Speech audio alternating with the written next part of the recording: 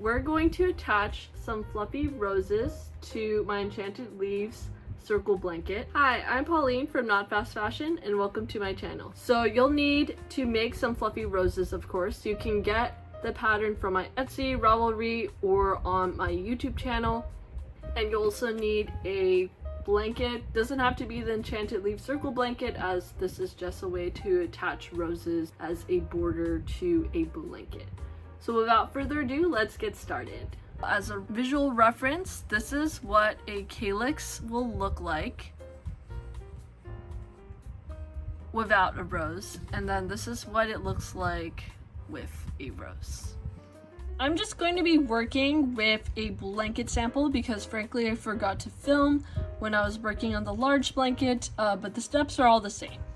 So you'll need your 8mm hook, your yarn, and your blanket. We're gonna locate where our stems are, or wherever you want to place your calyxes, and this is where you're going to front post double crochet. So you can mark that with a stitch marker like so. Let's pretend that you want to do this one too. Take your stitch marker and place it through the front post. To start your calyx, we're going to count 2 stitches away from where we just put our stitch markers. So 1, 2, and then you're going to go up to the V of that stitch, so going from here all the way to here, and insert your hook. We're going to hook our yarn through that stitch and keep a relatively short tail. I keep mine about 1.5 to 2 inches. You're going to start with chain 2. You're going to work double crochet into the next stitch. You're going to chain 1, and then you're going to double crochet again into that same stitch, and then chain 1. So this is essentially like an increased double crochet, except we're putting chain 1 after each double crochet. Next, we're going to front post double crochet into our next stitch, so around where we have our stitch marker. We're going to chain 1, and then we're going to front post double crochet again into that same stitch, and then chain 1.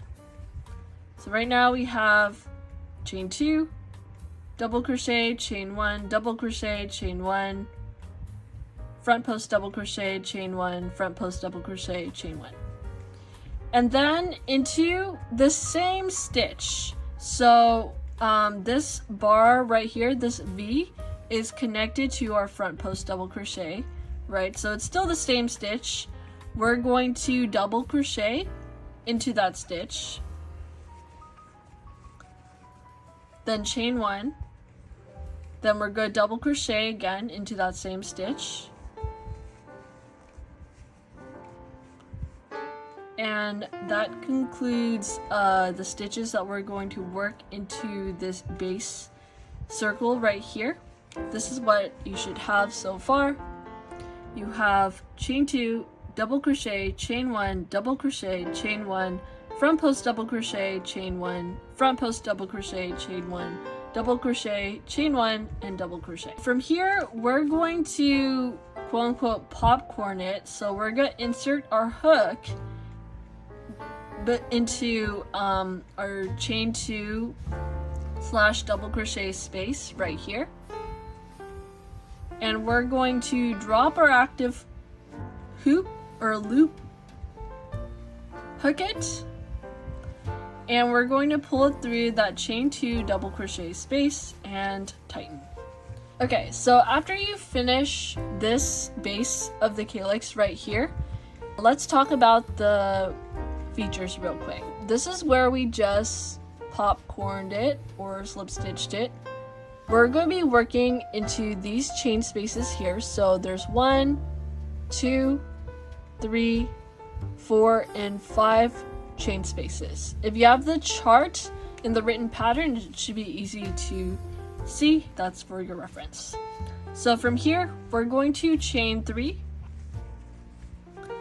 and slip stitch into the 3rd chain from the hook. So this stitch right here, we're going to slip stitch, and that forms our first sepal.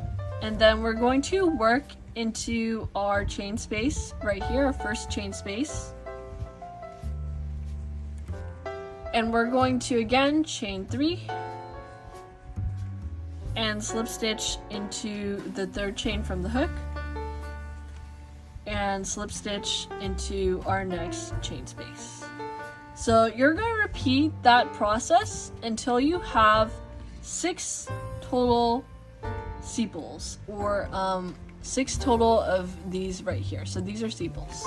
So again, chain 3, 2, 3, and then slip stitch, chain 3, 1, 2, 3, slip stitch, and then into the next one, 1, 2, 3, and then slip stitch into the 3rd chain from the hook, and then slip stitch, chain 1, 2, 3, and then slip stitch into the next chain from the hook, 3rd chain from the hook. And then to close this out, we're just going to slip stitch to where our first sepal is. So I like to just insert my hook into this back space over here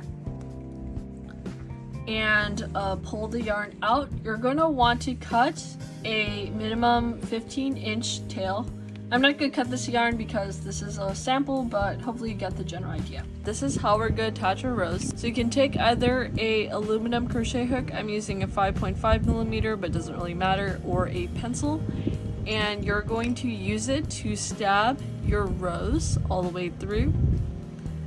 So going from the center all the way to the bottom, and then we're going to insert it into our calyx, centering our hook or point of the pencil through the bottom like so. And then we're going to use some stitch markers optionally to help us secure the rose in place as we are sewing. I'm going to place one here and here.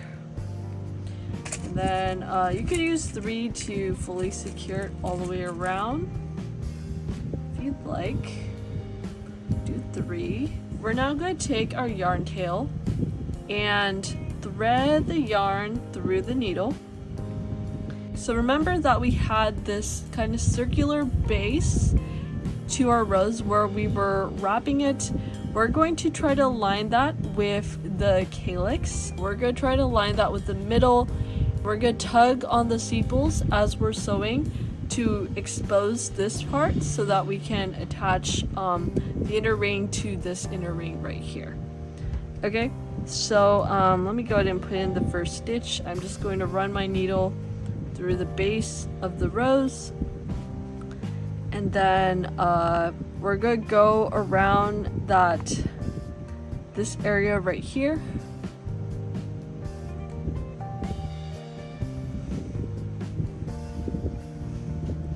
And just kind of zigzag our stitches to secure that in place. Make sure that when you're sewing that your green stitches are small or only go through the outside part of the rose so that the stitches don't show up too much when you fold the petals down. So right here I'm grabbing at the base of the flower to sew, and then just kind of pulling at the sepals to expose where I need to insert my hook and threading it through right here. And then checking above to make sure it's not being exposed.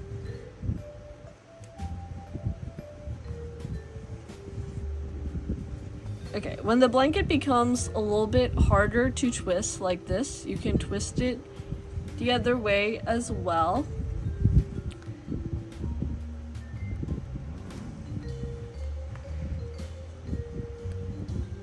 it. So just sewing all the way around.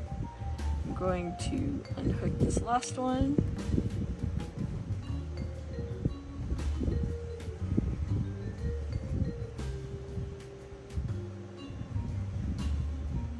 Okay.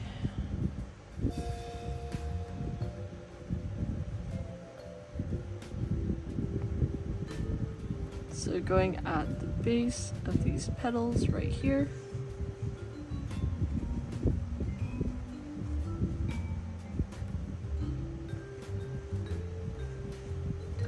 Right, here we go.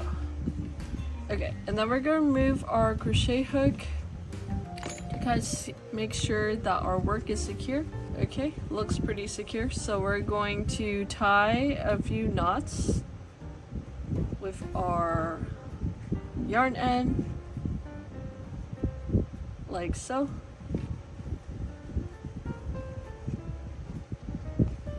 And then run it all the way down through the middle.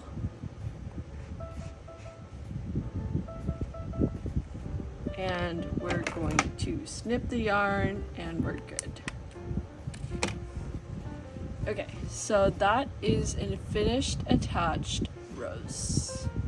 If you followed this tutorial along with me, congrats! You now know how to attach fluffy roses to your Enchanted Leaves circle blanket. If you're on Instagram, TikTok, or YouTube, don't forget to tag me at KnotFastFashion when you post about this design.